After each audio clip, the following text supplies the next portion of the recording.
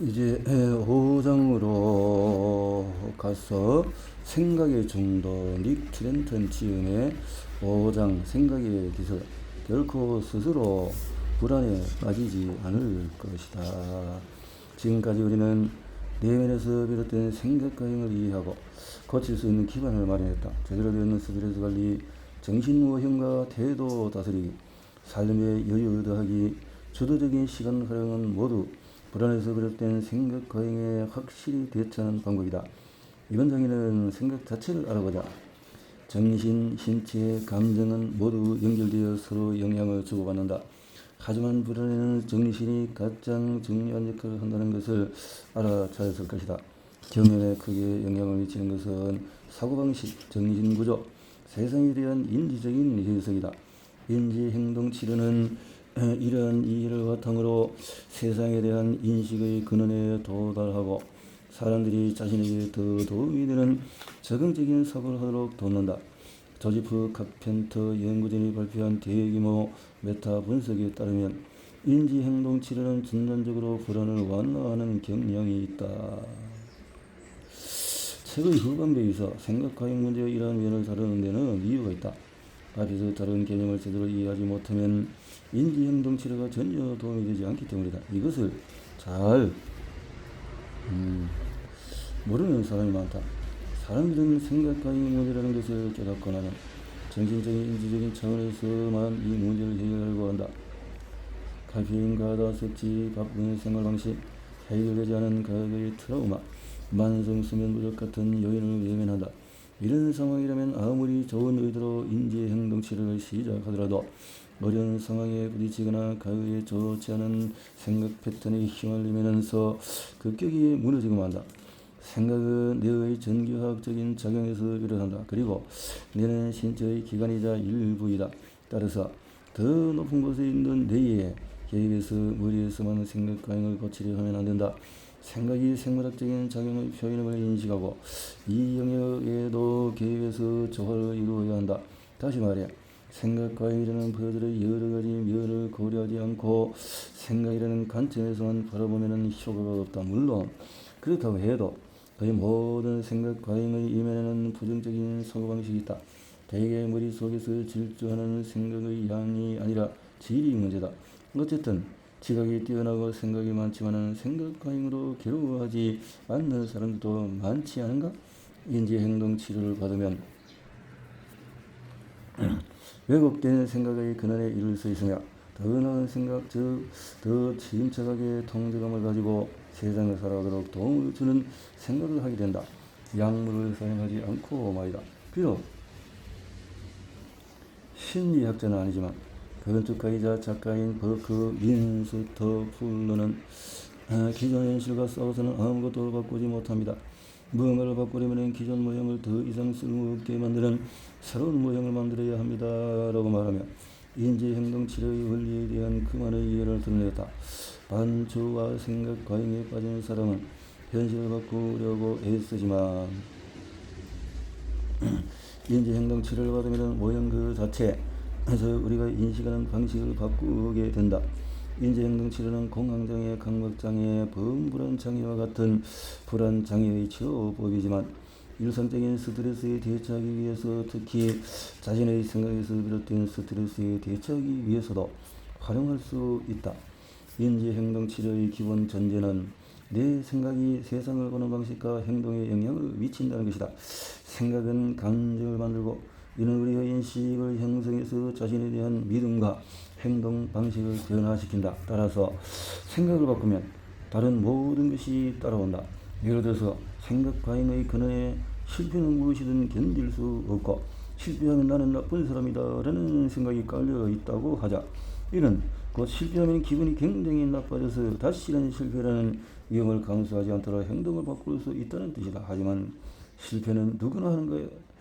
실패를 한다고 해서 세상이 끝나는 건 아니야 라고 생각을 바꾸면 실패했을 때 약간 실망은 할 수 있지만 다시 마음을 다잡고 계속 나아갈 수 있다. 더 바람직한 생각은 실패는 더 많이 배우고 강해질 소중한 기회야 라고 생각하는 것이다. 이 경우에는 실패하더라도 힘이 생기고 자극을 받으며 다음에 더 열심히 노력하게 된다.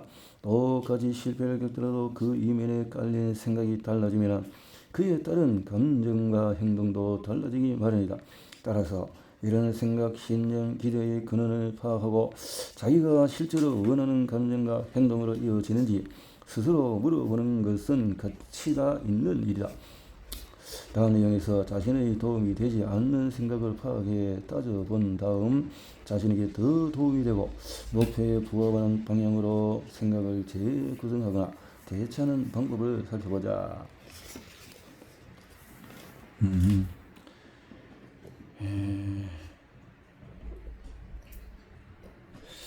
우리는 서로 다른 세상을 본다. 인지 왜곡이라고 불리는 해로운 생각과 신념을 파악하는 과정에서 시작하자. 세상에 대한 내 생각은 얼마나 정확할까? 지금껏 한 번도 생각해 본 적이 없을 수도 있다. 우리 눈에는 현실과 이어가는 필터가 보이지 않지만 실제한다. 모두 자신만의 기대, 신념, 가치, 태도, 편견, 가정, 허상을 통해서 세상을 바라본다. 세상에 너무 많은 사람의 큰 문제는 자신의 생각을 사실이라고 믿는 경향이다. 자신의 평가, 가정, 기대를 있는 그대로 받아들이고 그것이 불변의 진리인 양 행동하며 세상을 바라볼 때 자신만의 해석을 자연스레 덧붙인다. 나에게 가장 흔한 인지 왜곡은 무엇인가? 자신의 생각과 신념이 다음과 같은 일반적인 인지 왜곡 유형 중에서 어디에 해당하는지 확인해 보자. 흑백 논리 사고, 흑백은 틀렸다 맞다. 그러면 지나친 일반화, 아주 적은 데이터를 바탕으로 모든 것을 아우르는 그런 생각들. 개인화, 사회활동에서 부정적인 평가를 하는 성향의 사람들을 말하는 것이고, 내면화와 외면화 또한 일반적인 인지 왜곡의 유형이다. 이들은 외부에서 발생한 사건을 어떤 식으로 설명할까? 내면화하는 사람은 사건의 원인이 자신이라고 단단히 오해를 쌓고 그렇지. 내면화에 반대로 외면화를 가진 사람은 응당 자신을 타대하는 상황에서 다른 사람을 비난한다. 부정적인 것을 선호하고 긍정적인 것을 외면하는 사고는 흔히 찾아볼 수 있다. 이 경우에 100개의 시험 중에서 한 개에서 떨어지면 나머지 99개는 외면한 채 실패했다고 말하며 성공은 운이 좋아서 생긴 요행이라고 여긴다. 감정적인 철학. 어떤 일에 대해서 내가 느낀 특정한 감정이 반드시 진실에 부합한다고 추측하는 것이다. 다시 말해서 그건 틀림없는 사실이야. 내 느낌이 그래 라는 식이다. 직장에서 업무 성과 평가를 앞두고 있는데 결과가 그다지 좋지 않을 것만 같은 느낌이 든다고 해보자. 감정적으로 처리하는 사람은 실제로 평가 결과가 어떻게 나올지 모르는데도 자신의 의심을 진실로 받아들인다. 또한 결과가 안 좋아서 문제가 생길 것이라고 확신한다. 이렇게 되면 진실을 알기도 전에 자존감이 낮아진다. 우리는 대부분 동시에 여러 형태의 인지 왜곡을 경험한다. 예를 들어서 배우자의 외도를 걱정하는 사람이 있다고 하자. 그 사람의 실제 배우자가 바람을 피우고 있다고 추측을 하고 그것이 다 자신의 부족이라고 생각할 수도 있고 내면하고 이렇게 또 파국이나 또 예언적인 사고로 이어져서 배우자와 헤어지고 혼외가 되는 결과를 지나치게 또 이렇게 많이 생각하고 이러한 인지 왜곡에서 빠져나오는 요령은 그 순간에 자신이 어떤 생각을 하고 있는지 알아차리는 것이다. 강하고 감정적인 언어 또는 반드시나 해야만 한다와 같은 말을 쓰는지 근거 없는 가정을 하지는 않는지 다시 생각해보라. 꼭 그렇지 않은 일을 스스로 예명하거나 정당화하려고 하지는 않는지 살펴보자. 이제 실생활에서 이러한 인지 왜곡을 감지하는 방법을 알아보도록 하자. 선행사건 행동 결과 모델 1970년대 에드워드 카이언거지는 문제 행동 중에서 다수가 일련의 선행사건 및 그에 따른 결과와 논리적으로 연관되어 있다는 사실을 알아내었다. 선행사건, 어떤 행동을 촉발하는 요인들을 말하는데 해변에 갈 때마다 아이스크림을 먹는다든지 배우자나 애인이 내릴 때마다 화를 내고 말을 하지 않는 것을 예로 듣고 선행사건은 사람, 말, 환경, 감정, 상황, 하루 중에서 특정한 시간일 수 있고 이 중에 몇 가지가 결합해서 나타날 수도 있다. 행동은 촉발 요인으로 인한 행위로 도움이 될 수도 있고 그렇지 않을 수도 있다. 직장에서 스트레스를 받을 때마다 술에 손을 대서 알코올 중독이 일었다면 이것은 분명히 도움이 되지 않는 행위이다. 결과는 행동으로 인한 산출물로 좋거나 나쁠 수도 있다. 어떤 행동은 상황을 개선하거나 기분을 좋게 한다. 하지만 건강에 해롭고 도움이 되지 않는 행동도 있다. 일반적으로 우리는 결과를 보고 그 행동의 좋고 나쁨을 판단한다. 세 가지의 계열을 이해할 때 중요한 점은 이들이 실제로 서로 연결되어 있다는 것이다. 때로 우리는 생각이 행동에 어떤 영향을 미치는지, 그리고 행동이 삶에 구체적으로 어떤 영향을 미치는지 보지 못한다. 또한 애당초 행동을 유발한 요인이 무엇인지 알지 못한다. 하지만 일단 촉발 요인을 파악하고 나면 행동 자체에 직접 개입하기보다는 그 요인을 피하거나 바꾸는 방법을 택할 수가 있다.